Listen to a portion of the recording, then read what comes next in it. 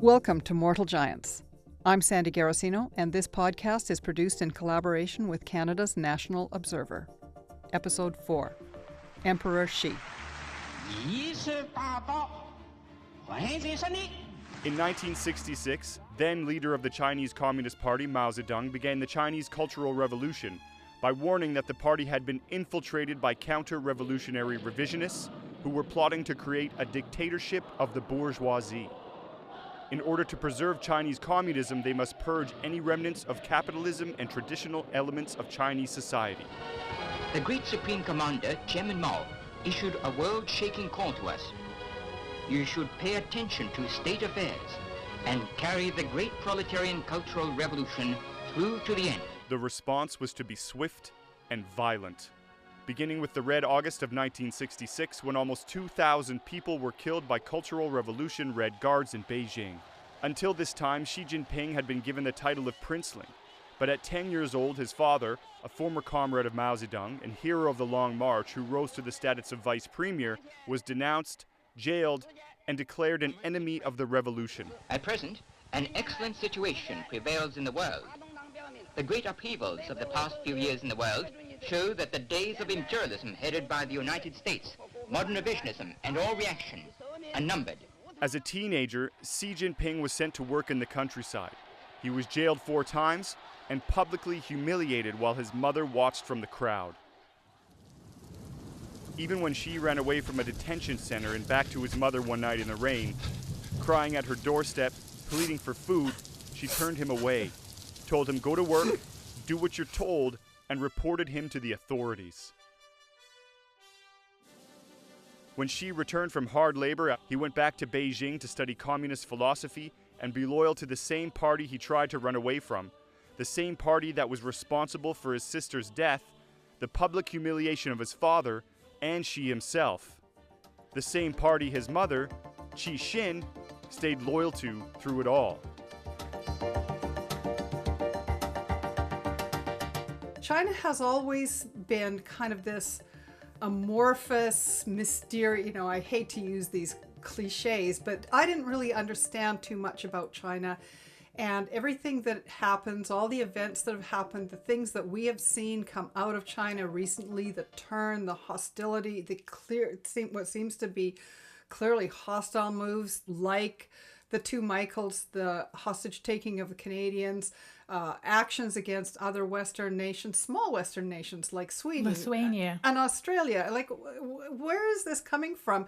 Am I wrong in feeling that the CCP has come back with a force that we haven't seen in decades? It seemed like it kind of waned. What we had seen in the earlier years of the incredibly oppressive, the brutal grip on the Chinese people by the party, that seemed to relax in some ways. Say more about that. You're absolutely right. And you're pointing out to the fact that really for the last 30 years, when people thought of China, they thought about the economic miracle and the remarkable growth that we've seen in China. You're right. I think because of the fall of the Soviet Union and the defeat of communism there, a lot of us were hopeful that the same thing was going to happen or sort of was already happening in China, that none of these people were really communist. I mean, they still had the Communist Party. They still said they were Marxists. They still had their 5-year plans. But clearly we thought they were not actually going to believe in that because nobody was going to believe in communism in 21st century, right? Or did it matter? How much did ideology even matter if you've got a good life? I think the reality is that some of that was wishful thinking on our part. We were so impressed and involved in the economic transformation of China that because of greed, because of naivete, we genuinely saw what we wanted to see, which is that somehow ideology, somehow the Communist Party didn't really matter, and that China was a complicated place and one that was driven by money and the economic growth agenda. Mm. And I think it is true that for a while their ideology and the role of the Communist Party was taking a bit of a backseat role, but it never went away. So, I mean, it's not that somehow Xi Jinping brought back everything. He's just much more of an ideologue. He's committed to these ideals. And having studied the demise of the Soviet Union and the demise of the party control there, for 13 years, right? Like, so the Communist Party in China, and particularly under Xi Jinping's leadership, did a really thorough study of what went wrong from their perspective in the Soviet Union. And they were determined to avoid that. They were determined to ensure that the economic growth and economic opening up did not result in the political reform and political opening up in the way that in the Soviet Union they were coupled. Glasnost and perestroika in Soviet Union came together, the political and the economic opening up. Mikhail Gorbachev ushered in transparency while restructuring the government to be more diplomatic and part of the solution to Cold War tensions, otherwise referred to as glasnost, perestroika.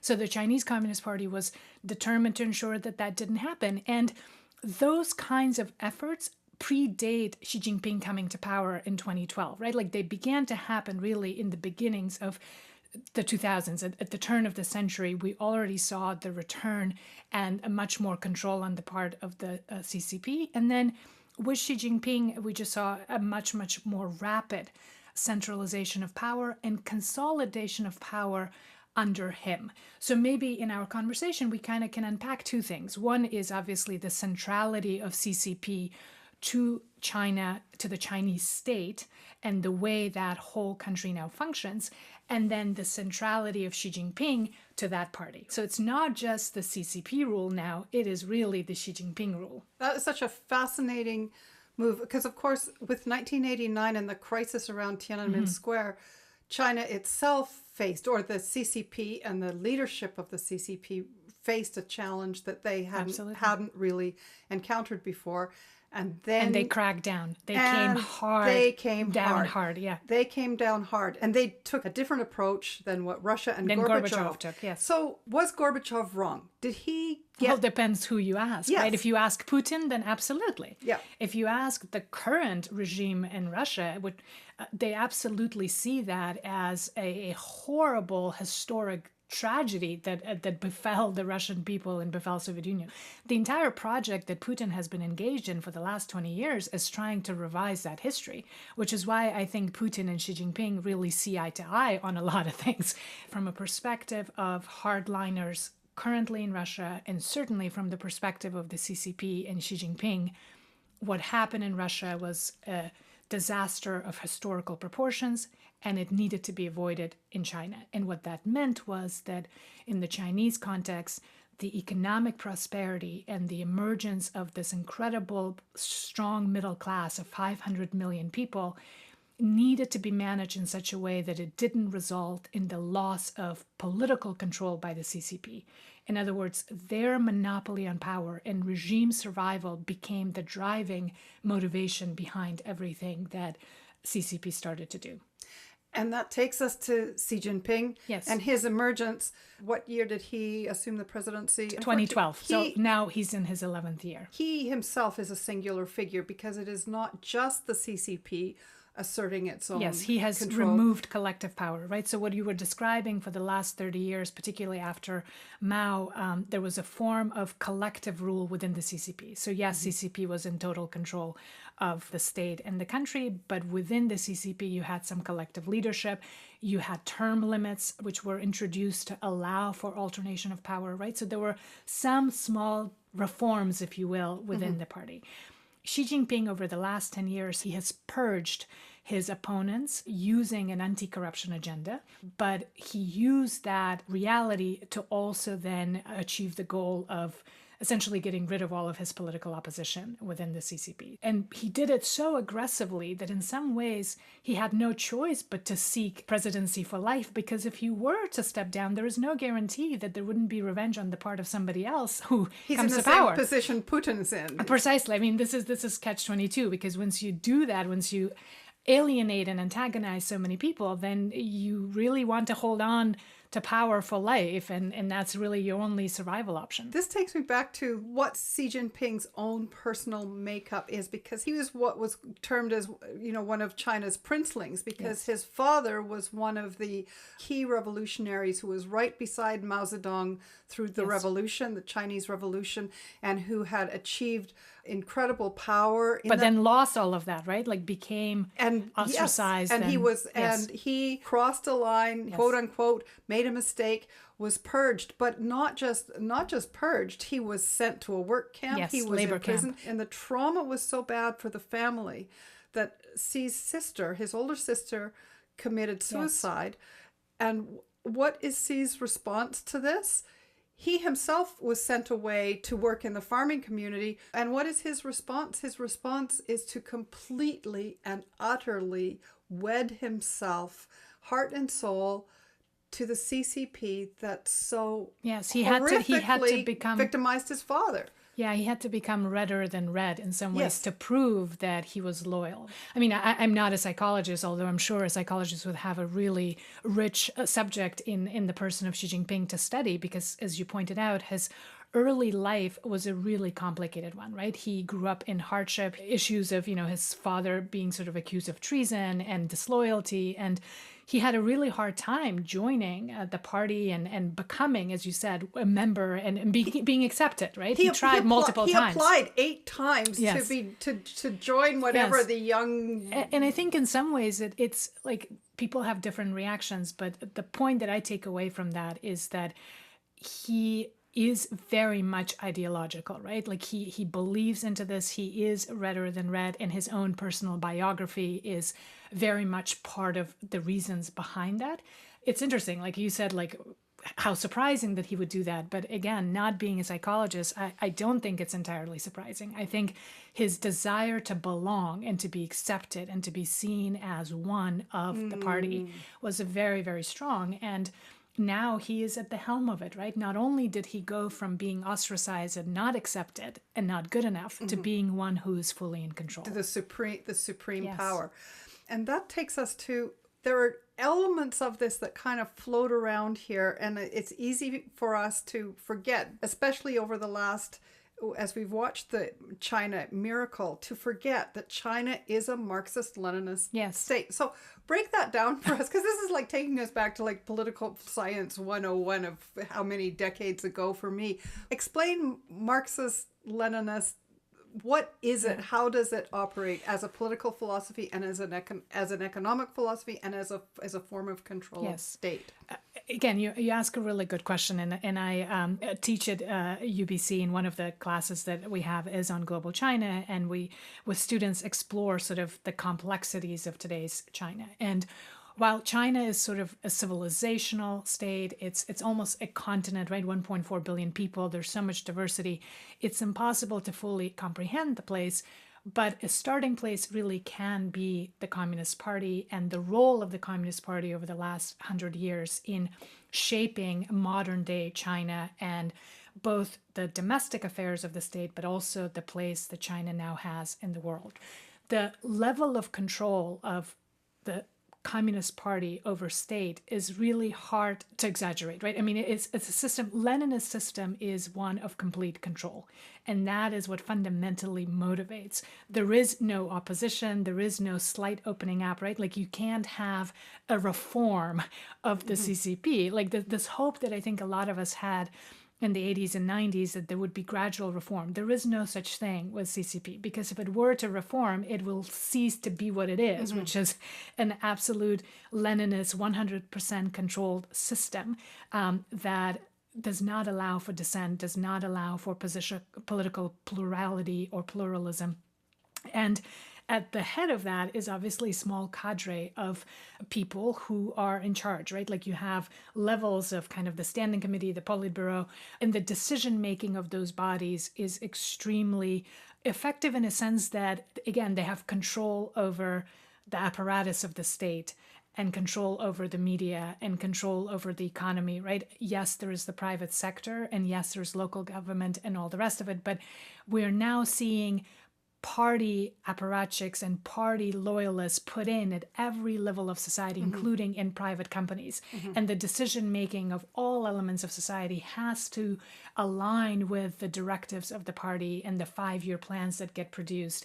And the entire kind of narrative that the party has put forward is around China needs to be rejuvenated. So this national rejuvenation, right, which also stems from the narrative of 100-year humiliation. Yes. That China, this great civilization, this great power, had been humiliated by Westerners for about 100 years, and that now the CCP has been given this kind of mandate to restore China into its rightful place on the world stage, to rejuvenate the nation, and therefore the national rejuvenation is linked with CCP. In order to achieve that, you need to have the party. This is the vehicle of the China dream. And that somehow, if you don't have CCP, you can't achieve China dream. That there is, because what is the China dream? The idea of national rejuvenation, of restoring China to its rightful place. Because, I mean, again, historically, China has been a massive superpower, right? Like, it's because people often talk about the rise of China.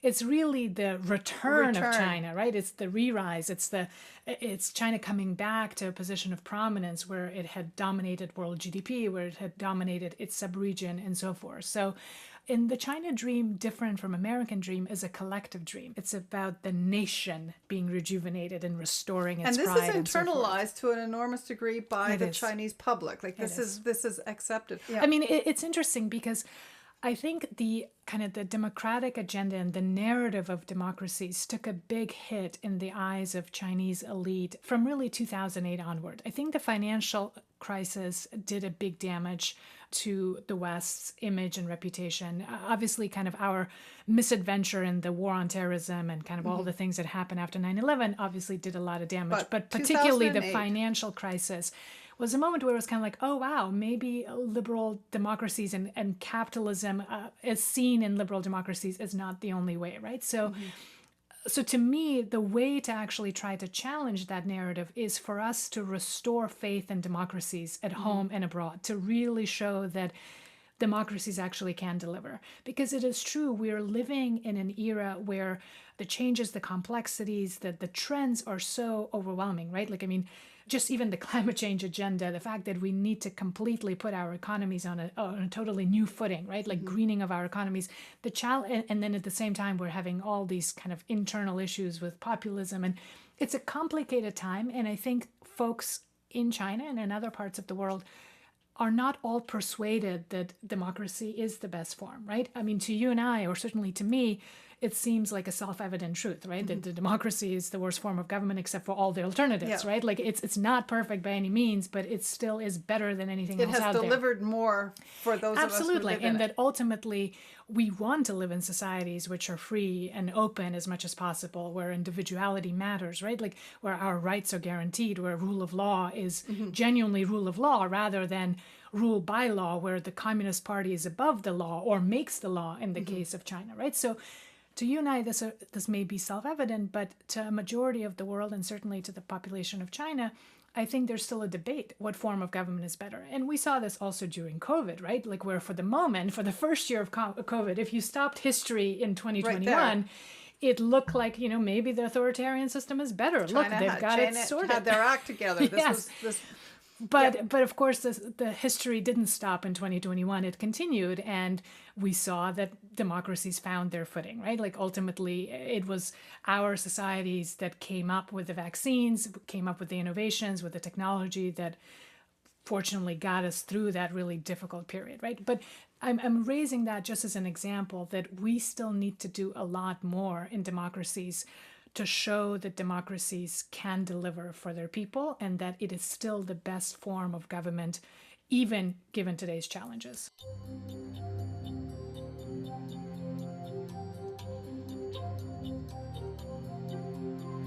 Take us back to Xi Jinping and the CCP and how it sees the world. You talked about how they see the West as being in a state of decline. Let's start with the friendship or this kind of strategic partnership that China and Russia are now engaged in. And I think we touched on it a little bit. It stems really from a shared understanding of the West and a sense of grievance that they have against the West, right? So it's kind of, they're united in their opposition against the Western-led international order, this kind of Anglo-Saxon alliance that Putin always talks against. That is something that they have in common. But there's there are differences between Russia and China in today's system, where Russia really is a disruptor, a regime that is set on creating chaos. It strives on chaos. We're seeing what they're doing all over Africa with Wagner Group, right? With what they did in Syria, what they've done in the Caucasus, and of course, what they're now doing through their illegal invasion of Ukraine. Russia genuinely wants to destroy the system and is economically not very integrated into the global system. I mean, it provides commodities, oil and gas primarily, but otherwise it's not a critical part of the global economy. And it could have been. It could have been.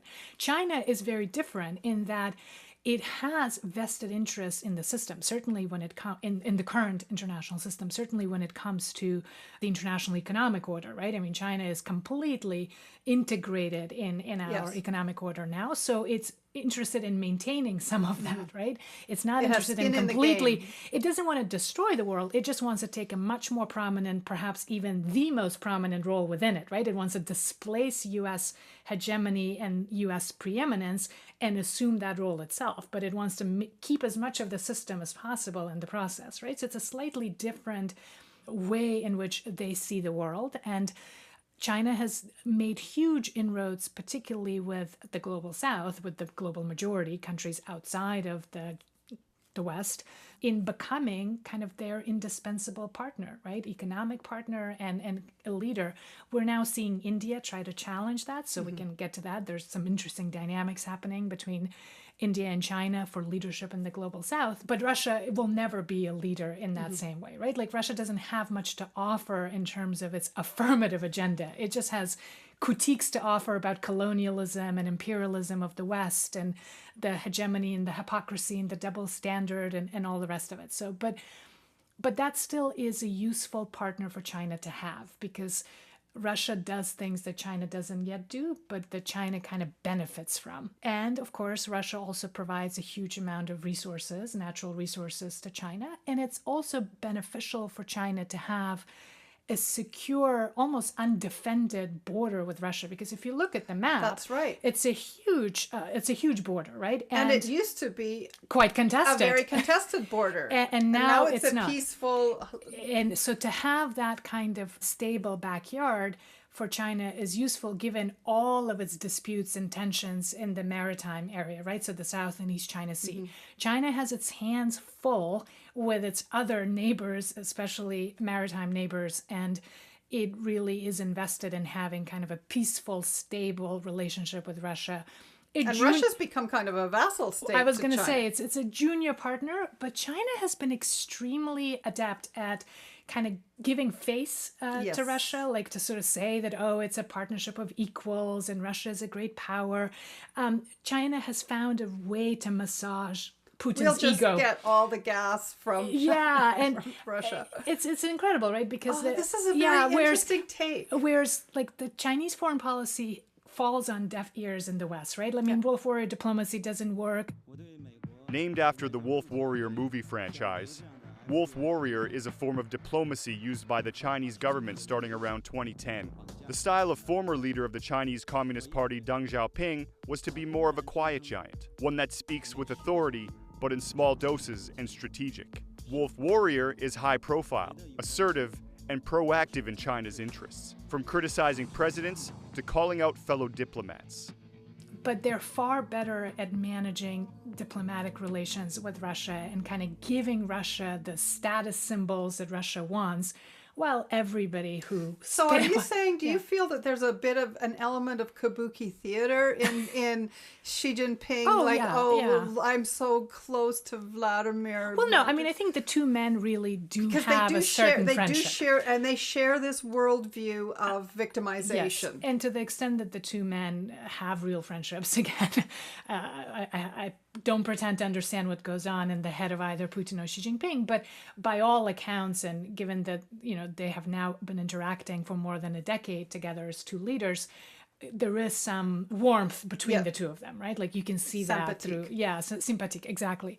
And I think that matters, but the partnership goes beyond just the two individuals for all the reasons I mentioned in terms of their opposition to the West or Western-led order, in terms of their resource dependence, in terms of how they kind of see the region and where, like, Russia helps. Like, even in Africa, Russia helps by providing presidential guards to the regimes where then China is the primary extractor of mineral resources, right? Like Central African Republic, all over West Africa.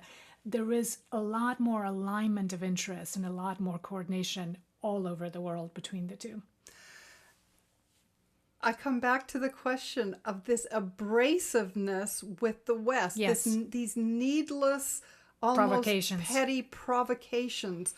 Is that impulsiveness at the CCP or Xi Jinping level, or is there something more behind it? It's an incredibly fragile superpower, right? Like there are a number of scholars who've written about this, right? That because of this narrative of having been wronged, there's a lot of insecurity. It's an insecure power, which does care quite a bit about being given a certain status of parity and respect with the US. And they do respond disproportionately, irrationally, and aggressively to any hints of kind of not being treated as a great power. Also, in social communities, we're seeing again the return of something that we saw decades ago and which seemed to disappear, where there are local people in all communities that are kind of being agents of the state, exercising influence, pushing people to move out of areas so that projects can go ahead, often quite brutally. And it's the party that is behind all of this. And then I think that the signs are very clear that that's actually happening internationally. You know, this is something that we're encountering in through Canada interference, yes. through interference. And this appears to be emanating from the party, and everything that emanates from the party is emanating from Xi Jinping, is it not? Well, at the moment, I mean, again, you said a number of things there, and maybe I can go back to... This is your way of saying, this is quite a stew you've thrown together. No. Sandy. But I want to go back to a couple of points we made earlier, that you're absolutely right that the way China is currently prosecuting its foreign policy is extremely aggressive and problematic, and that some of it stems from this profound sense of fragility and insecurity that the regime feels, and the narrative of humiliation and the narrative of needing respect. So to me, the interesting elements around all of that is, what can we do in response, right? I mean, we have limited control over behavior of Xi Jinping and CCP for all the reasons that we've already outlined, but we do have control over ourselves and over the environment in which China and Xi Jinping operate, right? Which means that we have to be a lot more astute and strategic and smart in the way that we deal with such a powerful and yet insecure, in some ways irrational superpower that now is emergent and very much there. That means that we need to understand China and its leadership very well. So we need to have a much better competency around China, including linguistic competencies. We need to be much more measured and yet really stern and respond aggressively when we have to, again, and defend aggressively when we have to, but then also recognize that we're dealing with at times an irrational actor, right? So it's a really complicated set of issues that policymakers have to deal with. And that's why it's so important to be able to fully understand the context in which China operates, to develop effective strategies, right? It's no longer just enough to say China bad. Yes, China's regime is extremely problematic and aggressive and oppressive, but we also need to figure out how do we deal with them in a way that defends our values and our principles, defends our own democracy, but also doesn't necessarily get us into an escalatory cycle, right? So, and that's not an easy thing to do. And I think you also mentioned an issue of interference, and I think that should be a key priority. We need to, as a matter of minimum, as a first step, defend our own democracy, defend our own institutions, and ensure that people who live in Canada and US, Australia, particularly the diaspora, people who have links to China, continue to enjoy the kind of freedoms that our societies promise, right? So it's not okay that someone who lives in Canada, is a Canadian citizen, but has links to China, is not able to freely exercise their voting rights, or who feel harassed or intimidated. That is simply unacceptable, and we need to deal with that. So defending our own democracy, And then also, obviously, showing that democracies can deliver, which means strengthening our own economies, strengthening our competitiveness. And then the third element is to keep building partnerships, right? With like-minded countries first, but also with others. So yes, club of democracies, if you will, a really strong kind of core. The G7 is kind of the steering committee of the free world. But then to move beyond that, to actually see that there are 100 and bigger place. Yes, it's a bigger place, and we need to build partnership with the others to be able to shape the environment in which China is now operating, right? So, and again, this is not simple, but it comes from that recognition that while China is economically very powerful, and for a long time, all we focused on was that economic miracle and the trade that we could do with China and the ways that we could get rich. For us. We have to continue to get rich, and prosperity matters, but we also have to stay safe, right? So now we need to focus on prosperity, but in a way that also keeps us safe, keeps our people safe, our democracy safe. So national security matters. Who could say it better? This has been just phenomenal and a fascinating look at what's going on behind the scenes, that this is not some big amorphous, mysterious entity. This is Well, in some ways it still is, right? It's a bit of a black box, and we've seen some. No, yes. but it is driven by very clear personalities. Yes, there are people behind it. There are people behind it, and there is a worldview behind it, and there is an ideology behind it, and there is a very well-established political apparatus with very strong political apparatus behind it, and it's good for us to understand it. Veena Najibullah, thank you so much for an incredible conversation yet again.